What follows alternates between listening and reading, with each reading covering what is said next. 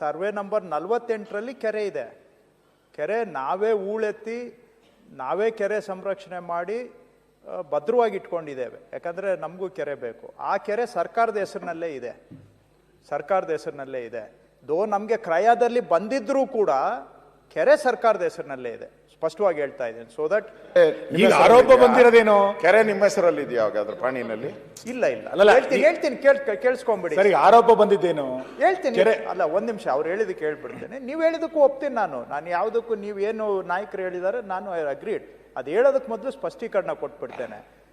40 survey Raman ಲೆಕ್ಕ ಯಾವುದು, ಕೃಷ್ಣನ್ ಲೆಕ್ಕ ಯಾವುದು ಅಂತ ಬೇಕಷ್ಟೇ. ಅದು ನಿನ್ನ ಹತ್ರ ಮಾತ್ರಪ್ಪ, ನಮ್ಮ ಹತ್ರ ಇಲ್ಲ, ಒಂದೇ ಲೆಕ್ಕ. ಸರ್ವೆ ನಂಬರ್ 48ರಲ್ಲಿ ಕೆರೆ ಇದೆ. ಕೆರೆ ಸಂರಕ್ಷಿತವಾಗಿದೆ. ಕೆರೆಯಲ್ಲಿ ನೀರು ಕೂಡ ಇದೆ. ಕೆರೆಯಲ್ಲಿ ನೀರು ಕೂಡ ಇದೆ.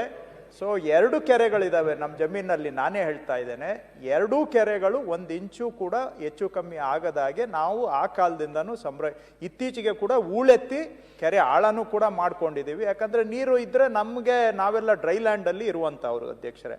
ಇದು 47 ಬಂದಾಗ ಏನಂದರೆ ಅದು ಕೆರೆಗಿಂತ ಮೇಲೆ ಇದೆ, ಕಲ್ಲುಗುಟ್ಟಗಳು ಇರುವಂತಹದ್ದು. ಅದೇನಾಗಿದೆ, ಅದು ಇದೆ. ಕೆರೆ ಈ ಕೋಡಿ ಪಕ್ಕದಲ್ಲಿ 1 ಎಕರೆ ಸ್ಮಶಾನ ಅಂತ ಬರೀ ಪ್ರತಿ ಪುಸ್ತಕದಲ್ಲಿ ಬರೆದಿದ್ದಾರೆ. ಅದು ಆಕಾರ ಬಂದಲ್ಲಿ ಇಲ್ಲ, ಟಿಪ್ಪಣಿಯಲ್ಲಿ ಇಲ್ಲ, RTCಯಲ್ಲೂ ಇಲ್ಲ. ಪ್ರತಿ ಪುಸ್ತಕ ಅಂತ ಒಂದು ಇರುತ್ತೆ.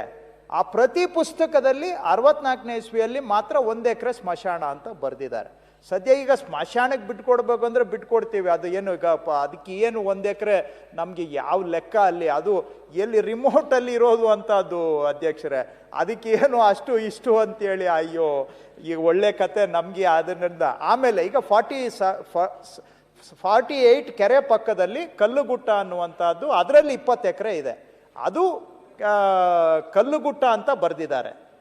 RTCಯಲ್ಲಿ ಕೆರೆ ಅಂತ 1 ವರ್ಷ ಬರೆದಿದ್ದಾರೆ. 1 ವರ್ಷ ಏನು ಕೇಳಿಸ್ಕೊಳ್ಳಿ ದಯವಿಟ್ಟು. ಈ ಯಾವುದು ಆರೋಪ ಬರ್ತಾ ಇದೆಯಲ್ಲ, ಆ ಸರ್ವೆ ನಂಬರು 1 ವರ್ಷದಲ್ಲಿ ಕೆರೆ ಅಂತ RTCಯಲ್ಲಿ ಬರೆದಿದ್ದಾರೆ. ಆದರೆ ಸರ್ವೆ ಡಾಕ್ಯುಮೆಂಟಲ್ಲಿ ಕ್ಲಿಯರ್ ಆಗಿದೆ ಅದು ಕಲ್ಲುಗುಟ್ಟ ಅಂತ. ಸರ್ವೆ ಡಾಕ್ಯುಮೆಂಟಲ್ಲಿ ಕ್ಲಿಯರ್ ಆಗಿದೆ ಕಲ್ಲುಗುಟ್ಟ ಅಂತ. ಹಾಗಾಗಿ ಸಭಾಧ್ಯಕ್ಷರೇ ಇಷ್ಟು ಸ್ಪಷ್ಟೀಕರಣ ಹೇಳ್ತಾ, ಇದು ಮಾನ್ಯ ವಿರೋಧ ಪಕ್ಷದ ನಾಯಕರು ಏನು ಹೇಳಿದ್ದಾರೆ, ಅದೇ ಕಲ್ಲುಗುಟ್ಟ ಪಕ್ಕದಲ್ಲಿ ಖರಾಬ್ ಅಂತ ಬರೆದಿದ್ದಾರೆ. ಬಟ್ ಸರ್, ಇಷ್ಟೂ ಲ್ಯಾಂಡು ನಾವು ಪರ್ಚೇಸ್ ಮಾಡಿರೋದು, ಇನ್ಕ್ಲೂಡಿಂಗ್ ಖರಾಬು ಎಲ್ಲ ಸೇರಿ. ಆಗಲೇ ಅದನ್ನೇ ನಾನು ಓದಿ ಹೇಳಿದ್ದು, 82 ಏಕರ್ಸ್ ಅನ್ಕಲ್ಟಿವೇಬಲ್ ಲ್ಯಾಂಡ್ ಅಂದರೆ ಸರ್ವೆ ರೆಕಾರ್ಡ್ಸ್ ಪ್ರಕಾರ ಅನ್ಅಸೆಸ್ಡ್ ಲ್ಯಾಂಡ್. ಅದರಲ್ಲಿ ಕೆರೆ ಖರಾಬು ಎಲ್ಲ ಸೇರ್ಕೊಳ್ತದೆ. ಅದೂ ಮಹಾರಾಜರು ಸೇಲ್ ಡೀಡ್ ಮಾಡಿ ಕೊಟ್ಟಿರುವಂತಹದ್ದು ನಮಗೆ, ಇನ್ಕ್ಲೂಡಿಂಗ್ ಅನ್ಕಲ್ಟಿವೇಟೆಡ್ ಲ್ಯಾಂಡ್. ಕೆರೆ ಇದೆಲ್ಲ ಕಲ್ಲುಗುಟ್ಟ ಸೇರ್ಕೊಂಡು ನಮಗೆ. ಅಂಡ್ ಊರು ನಾನ್ ಅಗ್ರಿಕಲ್ಚರ್ ಲ್ಯಾಂಡೇ, ಅದನ್ನು ನಮಗೆ ಕ್ರಯ ಮಾಡಿಕೊಟ್ಟಿದ್ದಾರೆ. ಆದಾಗ್ಯೂ ಕೂಡ ಸಭಾಧ್ಯಕ್ಷರೇ, ಇದು ನನ್ನ ಕಾಲಕ್ಕಂತೂ ಸಂಬಂಧನೇ ಇಲ್ಲ.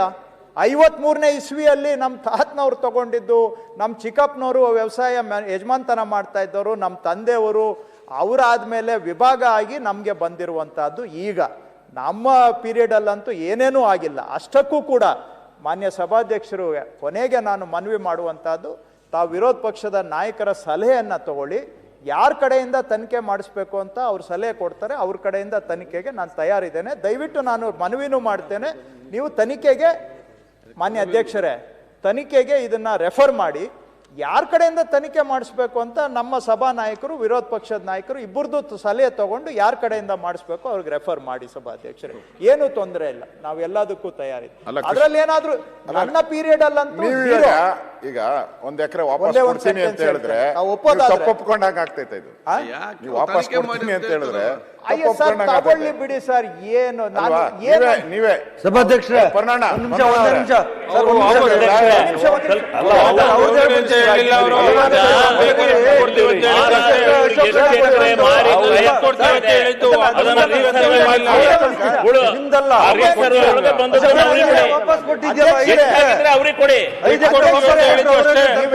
ಆಗಿರೋದು ಒಂದ್ ನಿಮಿಷ ನಮ್ಮ ಕೊಲೀಗ್ಸ್ ಇದೆಲ್ಲ ಆಗಿರೋದು 50 ವರ್ಷ ಹಿಂದೆ. ಗ್ಯಾರಂಟಿ ನ್ಯೂಸ್, ಸುದ್ದಿ ಖಚಿತ, ನ್ಯಾಯ ನಿಶ್ಚಿತ.